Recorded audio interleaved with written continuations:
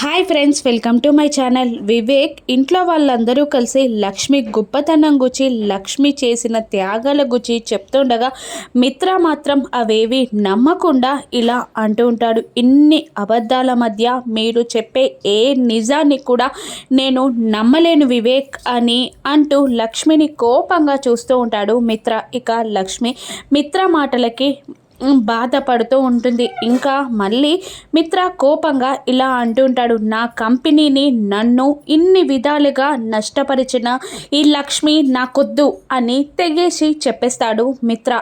Lakshmi shock అవుతూ ఉంటుంది. ఇంకా లక్ష్మి మిత్ర ముందు నిలబడి ఉండగా మిత్ర లక్ష్మికి 2 చేతులెత్తి దండం పెడుతూ, నా జీవితంలో నుండి, నా ఇంట్లో నుండి వెళ్ళిపో. ఇప్పుడే ఈ క్షణమే నువ్వు మా ఇంట్లో నుండి, నా జీవితం నుండి వెళ్ళిపో లక్ష్మి అని మిత్ర అంటుండగా లక్ష్మి బాధగా మిత్రాని చూస్తూ ఉంటుంది. ఇక లక్ష్మి శాశ్వతంగా మిత్ర నుండి వేరుపడనుందా?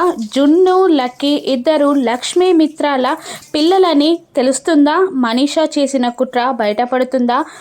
అరవిందాన్ని కాపాడడానికే లక్ష్మి అలా చేసి వెళ్ళిపోయిందని మిత్ర నమ్ముతాడా? రాను ఎపిసోడ్స్లో చూద్దాం. Thank you for watching.